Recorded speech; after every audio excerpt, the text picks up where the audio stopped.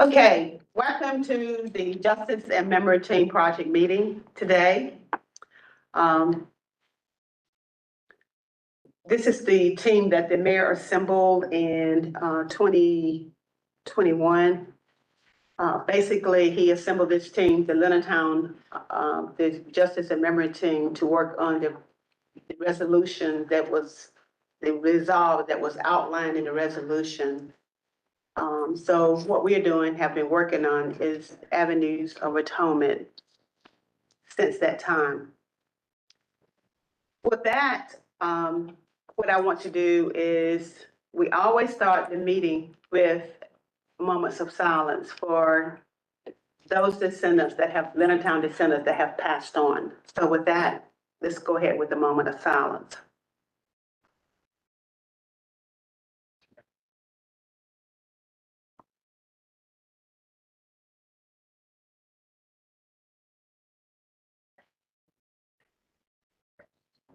Thank you. Everybody received the minutes, or are there any corrections or adjustments? If not, Jen, you want to, Ms. Parliamentarian, you want to go ahead and carry us Yeah. through? Can we get a motion to approve the minutes? So move. And a second? Second. All right, all in favor of approving the minutes, say aye. Aye. Anyone opposed, or abstentions? Okay, great, you have it. Okay, I just want to take a few minutes to review the charge that the mayor gave us. Work with Leonardtown residents, historians, economists, and other stakeholders to atone for the removal of Leonardtown neighborhood for the benefit of those residents and their descendants, while providing a model process for common projects with other residents whose neighborhoods were removed and destroyed, or whose lives were diminished in quality through the efforts of the Athens-Clarke County Unified Government and its predecessors, the city of Athens and Clarke County. So that's our charge. And we pretty well have been sticking to our charge. Okay? Let's have a team feedback on the ribbon cutting ceremony today, the renaming of Leonardtown Lane, street renaming. Anybody? Anybody? It was a glorious occasion. It was a long time coming. It was a miracle because I never thought anything like that would ever happen. You know, for years and years and years and years, Leonardtown was just never talked about, except for the residents of Leonardtown. When we would see each other periodically, grocery stores or maybe downtown, we run into each other and we would reminisce, you know, about Leonardtown. And the people that knew about Leonardtown has a lot to say about Leonardtown because Leonardtown put a lot to the community, especially the Black community. Everybody in the other Black communities came through Leonardtown at one time or another. And I say again, especially to my house, because as you know, we rented rooms and people often visit us, you know, and so. Thank you.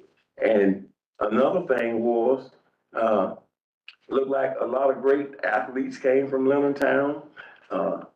John Elder, I know he played in the Canadian Football League, and Lawrence Huff, he became a known jitsu wrestler professionally. And so a lot of different people of all kinds of trades came out of Leonardtown. And it was a nice environment. We didn't have a whole lot. So we played with things, imaginary things, a rope, a rock, whatever we could, you know, have some fun with. So Leonardtown will always be in my heart. And I know how hard Roy and Essie worked I know they got married in 1935, and in 1938, they purchased 167 Peabody Street. And to see it all just go down off of me coming home from school, and the whole neighborhood is up in an uproar about, we gotta move. The city of Athens, the University of Georgia taking our house. And just imagine, you could stand in our bedroom and see the 50-yard line of Sanford Stadium. And Sanford Stadium and the University of Georgia played a great part in everybody's house in the community, because that was a way to make a little extra change by parking people's cars and making sure that their cars be safe. Well, thank you, Bobby. Mhm. Let's move on and just talk about the ceremony itself. So anybody have feedback just about the ceremony? I think the ceremony was wonderful. And, I mean, it was, we established what you worked so hard for, because I've been behind you and Bobby too, really, but it was wonderful. And, just to be there, I did get emotional, but the ceremony was beautiful, and the people, I was sitting beside people, they didn't know I was a descendant. I said, I never heard of this song, I never knew. A few people, and I did talk to Mr. Davis, and we rode on the bus together, and he had on a Little Town shirt. And so it was just so really, I'm so happy that it happened. I really am. I went back over there 30 minutes ago and rode through again. I did. I did. Hey, this ain't changed, roll back over there. You know, I went up in the parking lot where our house used to be. Okay. Thank you, Christine. Anybody else? I think, overall, it was a great program. I think that it served its purpose, having the stories told and having people come in and really understand what could have been, what was there. And I hope that the inclusion office really helped tell that story today. So I thank everybody for coming out. It was a great turnout. The weather was great until towards the end, it got a little hot out there. But I think overall, it served its purpose. It served, it gave a platform to those stories there. So again, I really hope that the inclusion office and ACC Gov were able to help provide that platform for you all to be able to have that space and opportunity. Thank you. Thank you. Yeah, as someone who teaches at UGA, it's exciting because we teach about Town, we teach about urban renewal, and taking the students to the site and describing, what was there and what was destroyed through that process has been a key part of several instructors at UGA. And so now being able to go to that spot and have it say Town Lane and start to reclaim that space as Town and keep teaching our students because they want to know these histories and they want to learn from them and do better is really exciting. It's really exciting to all of us working and teaching at UGA that we're moving in that direction. Thank you. Anybody else? I would just say thanks to the inclusion office staff for all the hard work y'all put into it. Yes. And related to what Dr. Rice just said, I love seeing the students there. I ran into the younger sister of a friend of mine from college who's now a student teacher at Clarke Central. And so she was there with her students who were reading Miss Hattie's book Yes. and how they got to see today's event. So it was really beautiful, very touching. Thank you. Well, Miss Hattie, I'd offer this. I know that we couldn't help what happened with the sound system, but I thought it was really interesting and perhaps symbolic that we have a police car. And so the city and the police, in the past may have been a vehicle to not do things, but here they are helping to do things. So I thought that was an interesting happenstance there at the end. That was mine. It was. Very unusual.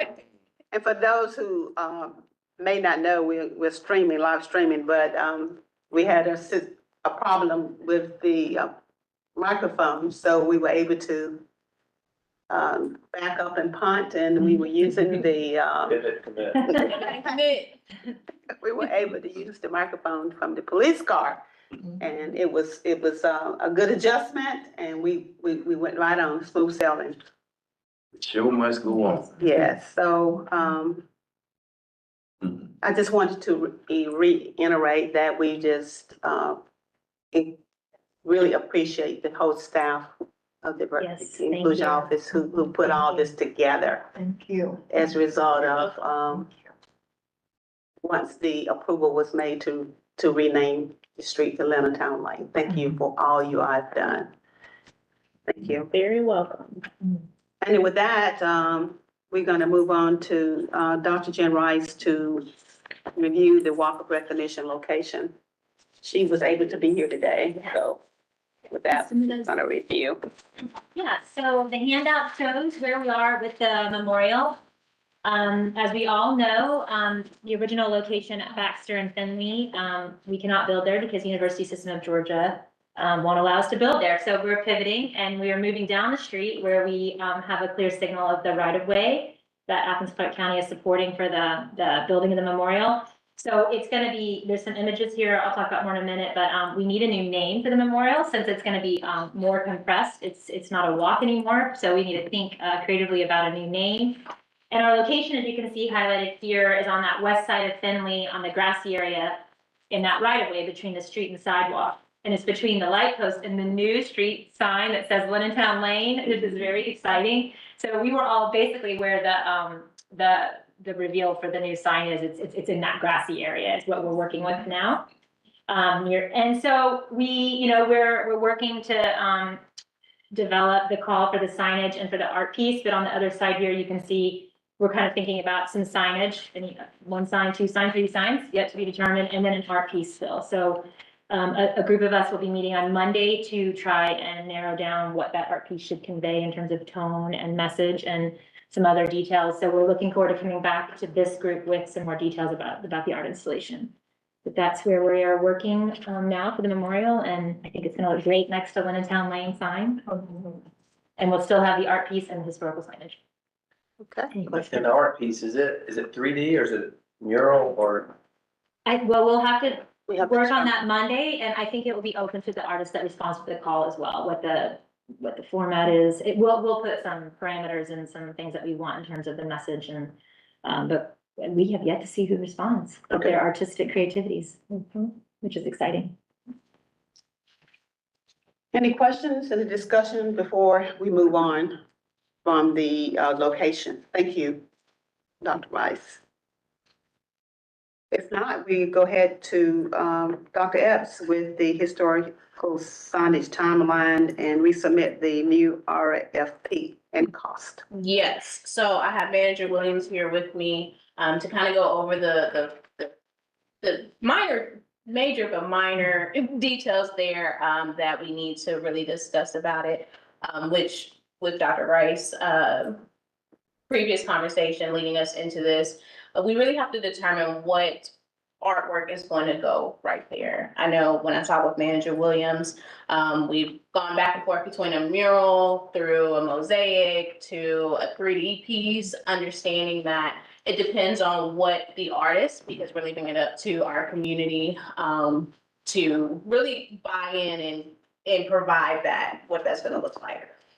So again, that conversation will be on Monday. However, right now, understanding that the process we are no longer doing an RFP, a request for proposals. We are doing a request for quotes. So that process, that timeline will officially start once we have our meeting on Monday.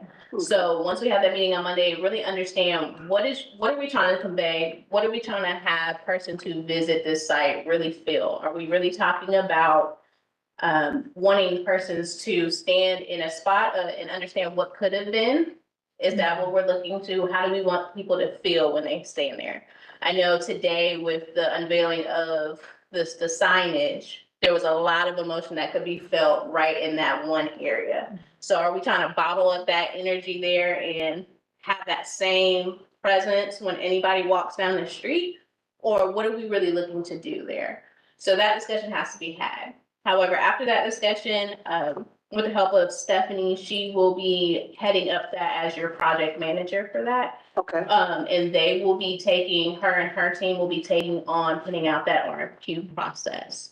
Really getting together that group of persons to be on the review board. Put out that call of, if you want to be on the review board, this is the process for it. And then getting that committee together and then formalizing that process to put it out to the public.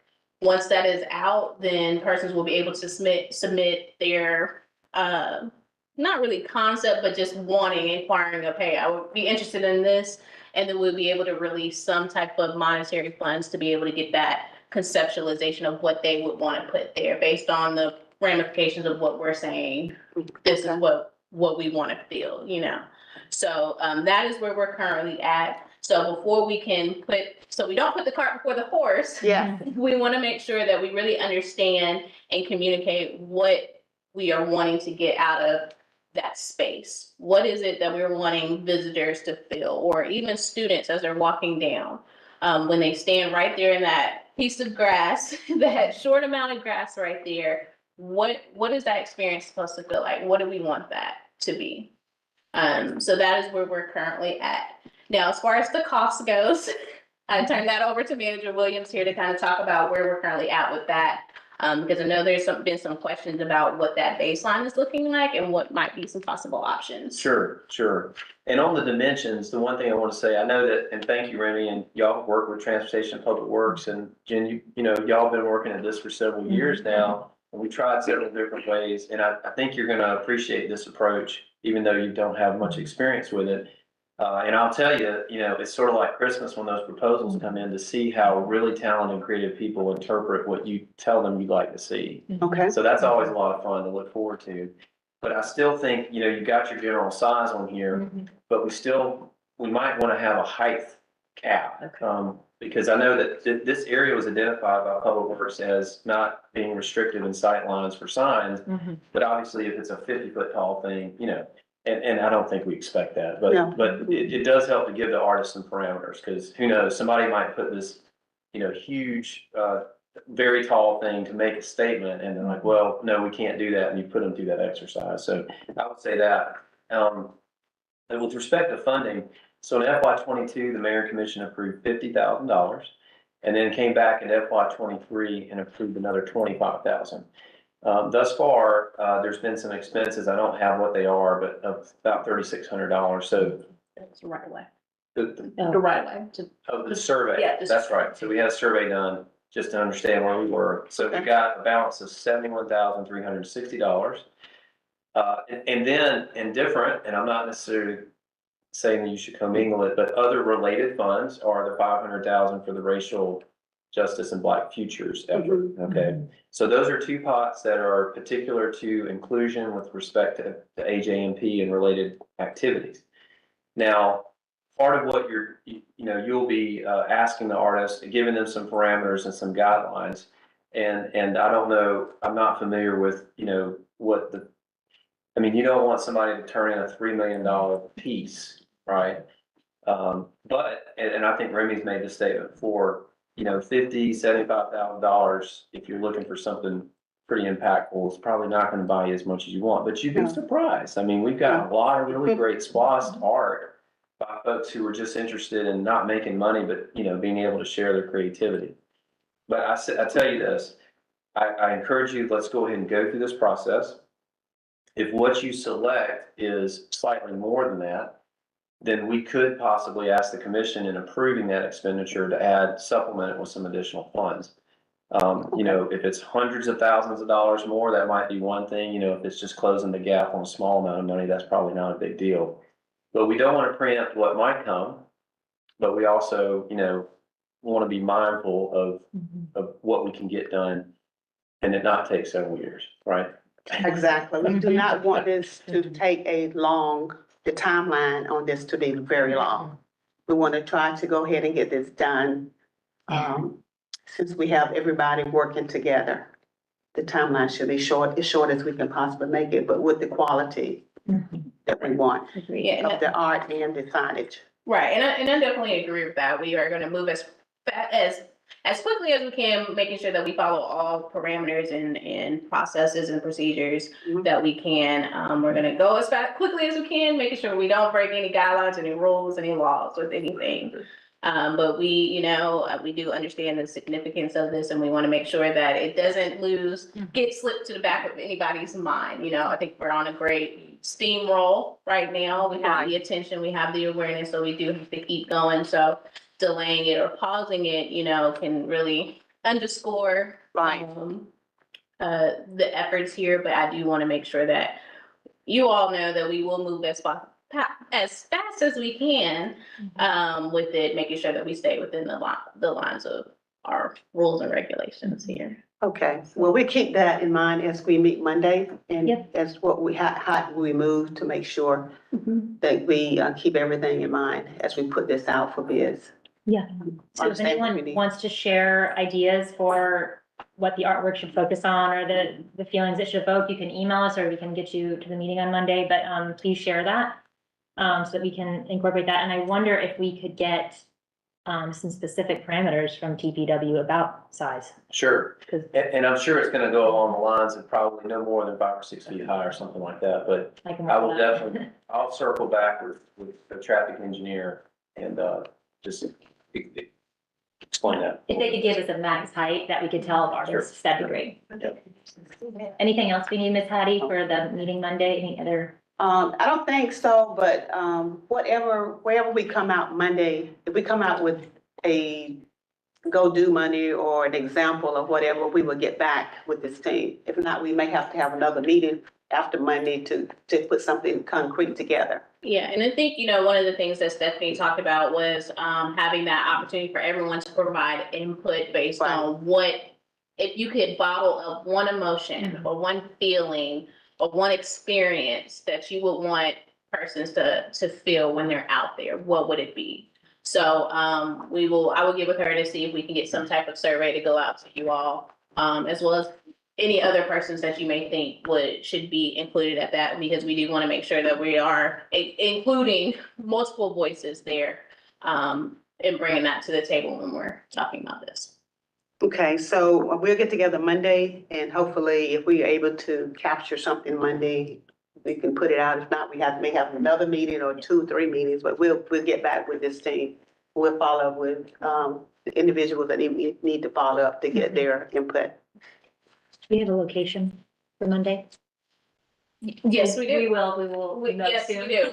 It will probably be in this room. I will make sure that it is blocked off. It should have already been blocked off, but if not, I will make sure. And if you cannot come physically, we can always get a virtual link going. Get you. It's a question. Yes. I know this sign, that monument has been there for years on the Stone Road that goes up Finley Street on the other side.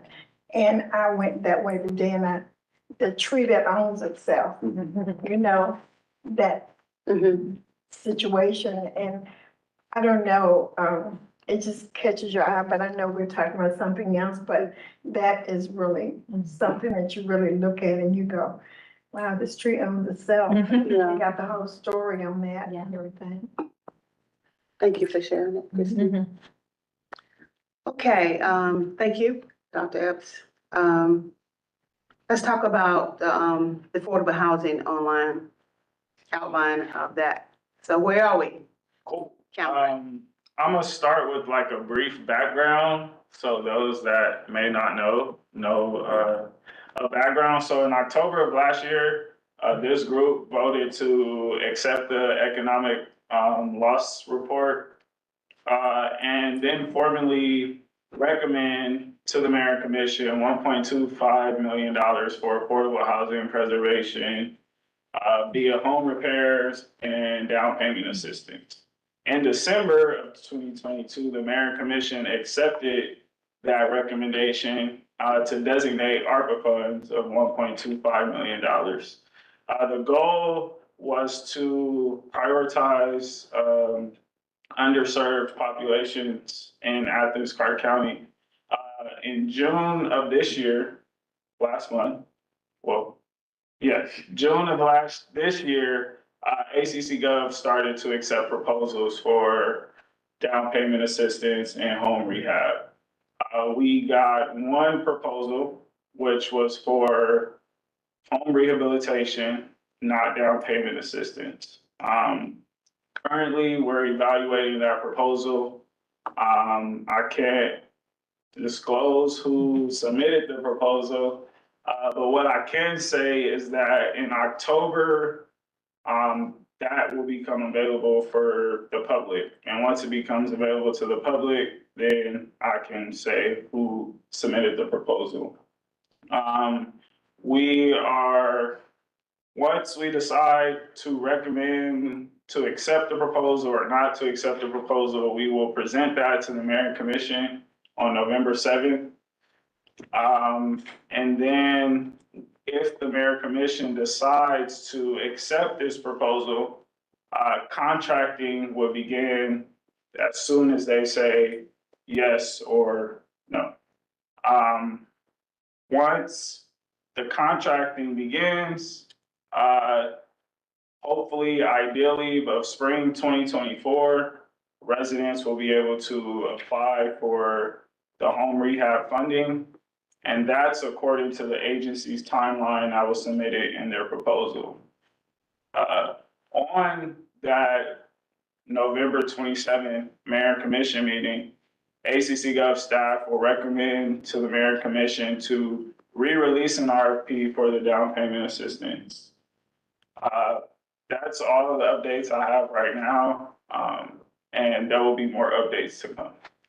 So are you saying that, okay, I hear what you're saying about the rehab Yes, of homes and possibility that will go out maybe in the second quarter of next year yes, or available to people that, individuals that want to apply for that? yes, according to the agency's proposal. Okay. But for the down payment assistance, we do not have anyone who, when the RFP went out for that, we don't have anyone to take Yes. that. At the So do moment, we have to figure out, what do we have to figure out to get, to go ahead and get this, this money or agency to people that needs it? So- Go ahead, sir. So we will recommend to the Mayor and Commission to re-release an RFP for the down payment assistance. It would be up to the Mayor and Commission to decide if we can, cannot, should not re-release that RFP. And then we will go on to figure out reconstructing the RFP with different wording.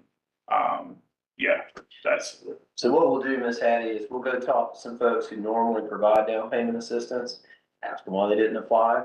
Perhaps it's the language like Cameron said, if we have to do some tweaking there, but the intent that y'all clearly put out there, the Mayor Commission did, is that it would be for these purposes. So we'll make another run at it, but we do have the rehab and that's important. That certainly helps maintain the affordability of homes, so. And I understand that, and I'm appreciative of that, but, I don't want to, I don't think we as a team want to delay and be long drawn out timeline for this down payment assistance.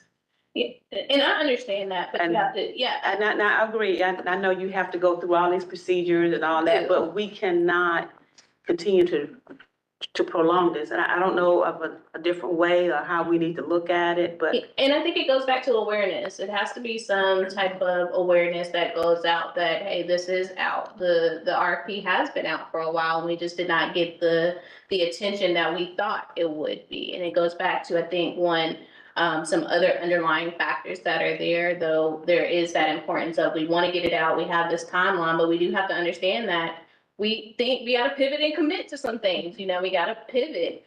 And if we don't have the awareness, we'll take another run at it. But it goes back to that awareness when it comes out. We have to use our voices to help spread the word that this is out there. And we need agencies to apply because we just can't go out and just give people. I realize that. We need the help of the agencies and using our networks, I realize all of that, but at the end of the day, if we need to be creative, because we don't want to put another RFP and then come back and say, well, no one took that. So what we need to do is we need to look at it, or we need to do some things different, or we need to be creative. We need to move on this, get it out, and see what we can do to get someone to pick this up, because we don't want to keep going back and forth on it. And we will certainly do that, but we're gonna be resilient. We're gonna keep doing it as many times as we can until we get somebody I hope we do one more time so we can get it, not, you know. I would hope so, but if it takes more time, then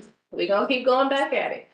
Is there no capacity to run it in-house in the government? Do we have to work with an external agency? If we cannot find one, is there no way to have our own government and our staff working on this? It's done that way in other communities. Sometimes here, the tradition has been for the government to receive the funds and then share them back out with the nonprofits. And, we have over 500 nonprofits here. So that's traditionally been the case, but, to Miss Addie's point. Yeah.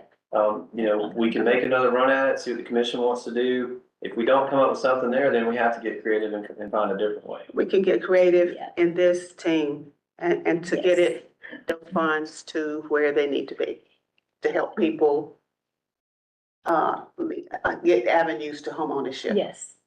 instead of keep going back and forth. So if we need to do that this time, we can do that, but I guess we have to go to the commissioners and ask for that.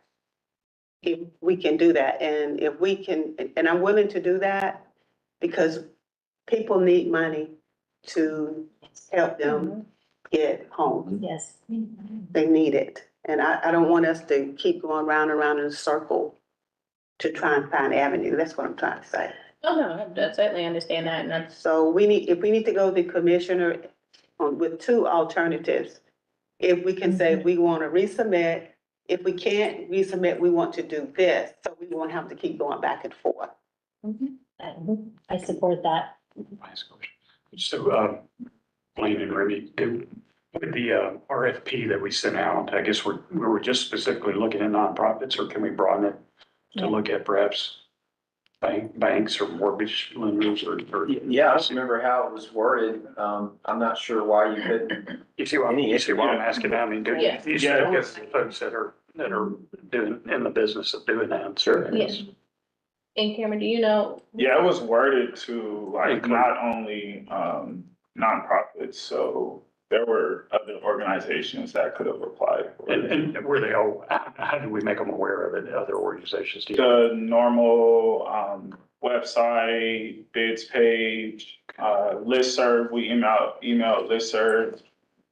Yeah. And to Remy's point, maybe folks that could have applied weren't aware of it. And to your point, maybe we need to let the banks know, or other lending institutions that could supplement if they would like to do that as part of their community. And we can help with that communication. I think this team can help with that too. And that's out of the norm, but we can help with that communications to get others to pick it up.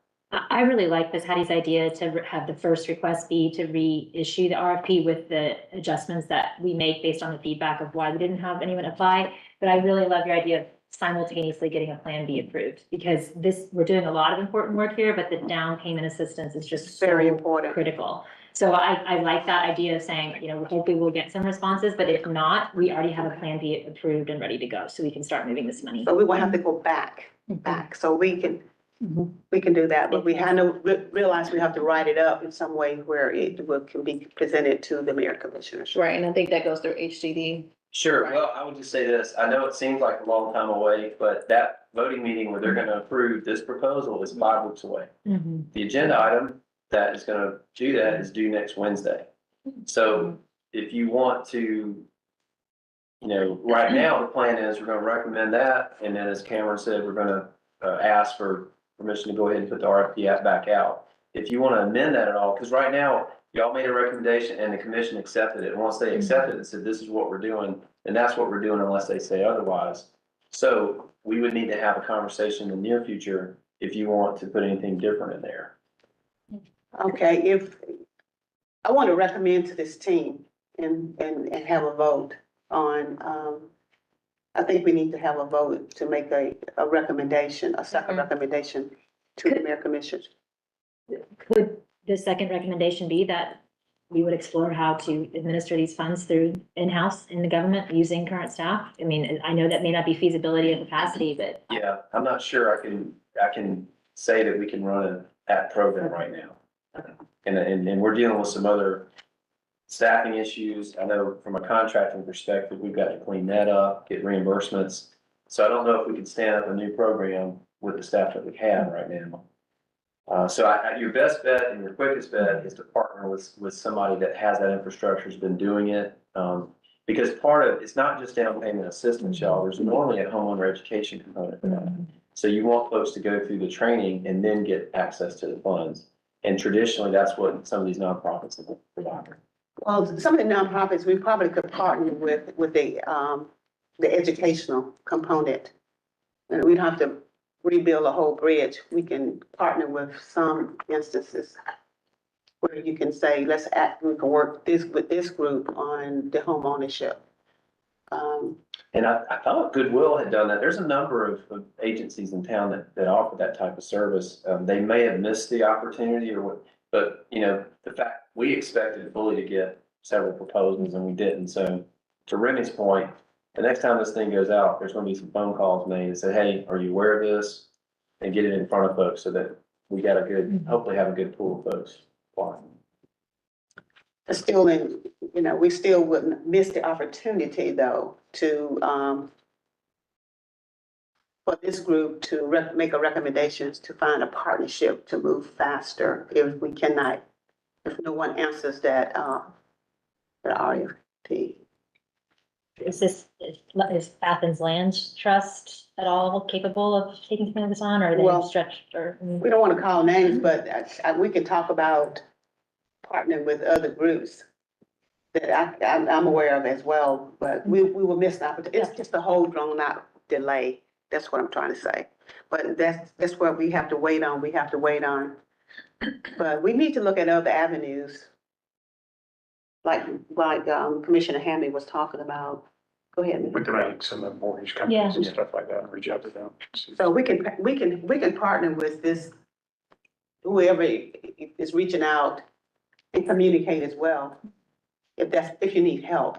Sure, We can, absolutely. we can make some phone calls as well. We need to move on. This is what I'm trying to say. I don't want to belabor it, but, okay. Any other questions? I guess I just had a quick question. How soon can we get information on reasons why some of the various nonprofit partners y'all know of didn't respond to the RFP? Well, I think that it just goes back to using the networks that we have. I think that's a simple conversation that we can reach out to our networks, your networks, whoever it is, and say, hey, were you aware that this was out? And if you were, what were some reasons that held you back? Some people are more forthcoming, and then some you just have to go right to the source and just say, hey, what are some barriers that we have here? Because we all know barriers to understanding governmental processes are existent. So I think that it just leans on understanding our networks and really being able to reach out as soon as possible. Now that it's closed and they're evaluating some things, I think this is a good opportunity to be able to just go ahead and start reaching out to some places. So if you know. I'm asking from I guess, on the ACC Gov side, like, is that something that y'all can do before? So I know y'all have mentioned like moving toward doing that when you reissue the RFP, but is it possible to do some of that on the government side before that? Oh, so that we can, because I think that would be helpful for us if we're trying to think of more creative avenues of getting this done. We need to know what were the reasons why people didn't apply in the first place. Yes, and that's what I was speaking to. Yes, we can go ahead and start that process now before we even start saying that we're going to go ahead and redo the language, because that conversation does have to take place before we redo the language. It doesn't make sense to redo the language and then say, hey, why didn't you apply? And we put it out again. So we could start that process as soon as. Could you send it to us?